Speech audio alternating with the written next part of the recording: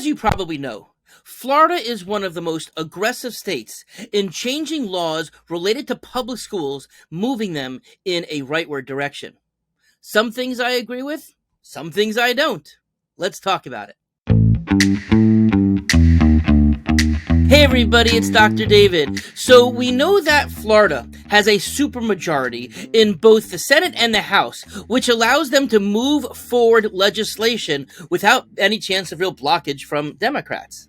And of course, the Florida governor is very supportive of this, and in fact is finding that many of these moves may very well help him in a run for president. Now, of course, when there's a supermajority, rule of law, hey, that's the way things go. If people have issues, people can vote in other directions. But this is the way it is right now in Florida. And so I'm going to be talking both today as well as in a companion video as to what my thoughts are about these laws and how they may be helpful and how they may be hurtful. Okay, so today I am going to be discussing the things that I'm finding that are more troubling to me and more hurtful. But again, I will be sharing others in my other video. Okay, now, first of all, as a pediatrician, my role is to advocate for health and education, and of course, the choices that people can make, which is what makes this channel so unique. But as a pediatrician also, it is my responsibility to stand up for my patients, as well as to stand up for children in the community at large, even if they're not my patient. That is the role of a pediatrician. That's why our voice, in my opinion, needs to be heard. I don't agree with everything that other pediatricians may think about either. But you know what? That's part of having free thought, and I'm glad that I have the opportunity to share with you. Okay, now let me first talk about one of the first challenges that I'm really being bothered by are these challenges to books. Okay, now I know I've had other videos that talked about how I think that this is a very dangerous direction in general to be going, because we've seen what's happened in other societies at other times when it comes to book banning. Okay, and I'm not going to get into that. I've watched other videos to see about that.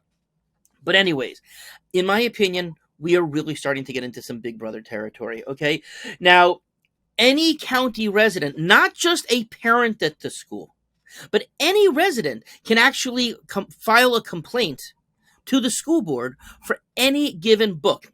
And you know what? When that happens, the book is automatically removed from the shelves and put up for a review. Now, why is this concerning? Well, first of all, it'll make it very easy for anybody to pull any book that they want off of the shelves. Okay? And, of course, what they say is that it will remain off the shelves until the objection has been resolved. Resolved by who? What if it just sits there, right? Or for that matter, you know, as far as making the decision that it actually gets to get put back on the shelves. And of course, that's a lot has to do with the politics of it as well. Now, here's what I ask though. How is this parental choice? All of these laws are supposedly being done under parental choice. But you know what? If I don't object to a book, why should someone else tell me what my child can read? Okay, now in libraries, no one is forcing a child to read a book. This is something that they can go choose to do. Okay, I want my child to be a free thinker. I want them to have intellectual curiosity. I want them to understand, to be able to research different points of view to come up with conclusions on their own. You know, I have 2 children. Not everything do we agree about too, but I want to be respectful and I want to have them have the ability to figure some of these things out on their own. Okay. Now, I have a little proposal here for you. You know, if you don't want your children reading the books, ban them for your home. Make it that they don't have permission to get them. You could submit a list. People could submit a list to the librarian and to the teachers. These are the books on this list that I don't want my child having access to. We know that those lists are existing. That's how people are pulling books off the shelves all over the country. But you know what? You are not giving me and other people the parental choice that you are advocating for if you are pulling these books off of the shelves.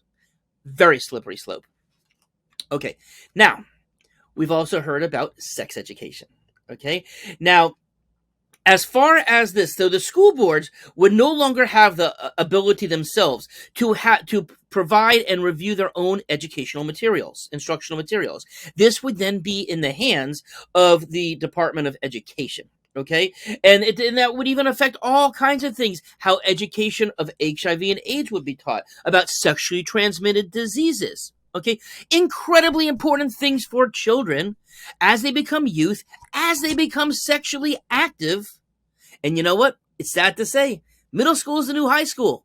What our generation may have been doing in high school is starting to be creeping. It's been a while into the middle schools. They need to be taught about these types of things. And you know what? I look at this as a huge, another big scoop of hypocrisy. Okay, so first of all, they want the people who are passing these laws.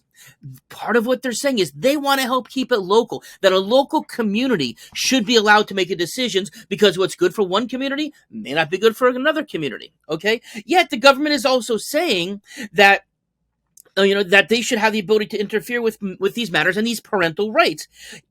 But you know what? They're saying that the schools shouldn't be able to do it, but that's exactly what they are doing, okay? They want to be the sole dictator as to how the information is being taught. They're not wanting to keep it local. Otherwise, they wouldn't be passing this, okay? Now, this is also a concern because another thing is they are trying to impact the lessons themselves that are being taught, okay? Now, as you may have heard, they are trying to restrict when menstruation can be taught. And they're saying not until middle school. And I've mentioned before, kids are having their periods prior to starting middle school. It is now not uncommon to see it in 5th grade and occasionally in 4th grade. Imagine that there is a child sitting next to a child, perhaps a boy who maybe not been instructed about this because it wasn't changes going through their body. But their friend right next to them starts bleeding on the chair. Stands up, it's dripping on the floor. Hopefully a teacher is going to be able to at least comfort this child, get them to the nurse's station, take care of it. But then this conversation can't even happen. Hey, why is my friend bleeding over there? Is she having a hemorrhage? Is everything okay? Oh, I'm sorry. We can't talk about that because you are deemed by the state to not be mature enough or to have a caring about your friend who may be going through something. Ridiculous. Now, furthermore, again, I mentioned do they even know about middle schoolers and what middle schoolers are thinking of?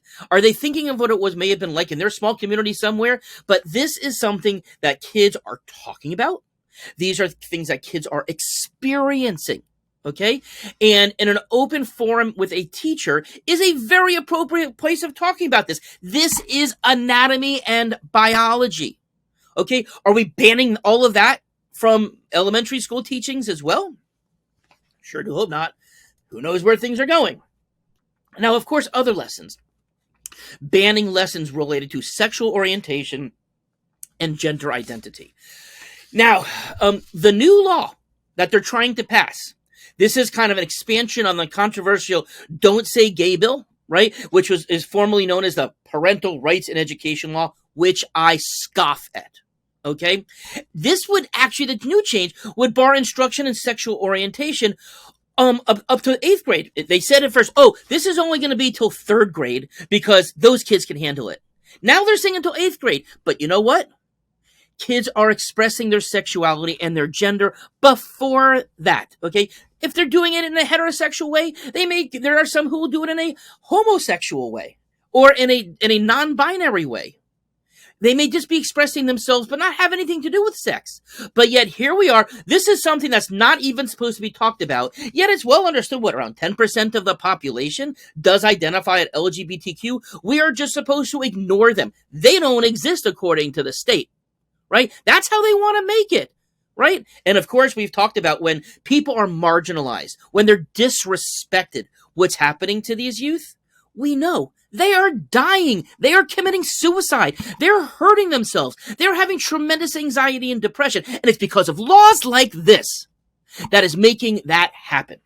Okay? Now, furthermore, they're trying to make it not just for the traditional public schools. They're trying to move this into the charter schools as well. The labs of innovation, right? That's what charter schools are supposed to be. But no, even in a school like that, a smaller school that may even have let's face it, maybe they have a more progressive ideology, but they are a charter school. This is what this community, this group of parents have sent their kids to this type of school, yet they're not being allowed to. Right? Parental choice. Anyways, also, there may be some kids who just do not identify in that way. And furthermore, when you aren't allowing kids to express themselves again, we know what happens. But so I have some solutions for you. First of all, don't restrict my kid or other kids for learning about reality, right? You can go off live in your fictional world. You want to go move to an island and do things your way, fine. But we live in America, in a country where we're allowed to express our views, and you are asking people to completely ignore reality. This is what's happening in the world. Okay? But you know what? If you're going to be having a class on this, we can also make it that the teacher is notifying the parent ahead of time. And if a parent doesn't want to send their school to that day, or perhaps the school that day, or perhaps the school could even come up with an alternative activity for that child to go if they don't want to be having their kids attending that class. But you know what? Those are probably the kids who need this information the most. Now, let's talk about targeting of pronouns and other things, okay? Now, one of the new legislations being put forward would require every K through 12 public school to have a policy to say that, I'm going to read this, it would be false to ascribe to a person a pronoun that does not correspond to their assigned sex, which under the law would be defined as immutable or unchanged biological trait. Okay? School employees would not be allowed to call their students by their pronouns of choice, even if the parent gave permission. Okay? Now, again, if you try to erase these kids, some of them will die. Maybe that's what your goal is, right? Thin out the population for the others. But you know what? That is sad. You should be ashamed of yourself. Now, I have some solutions here. You know what?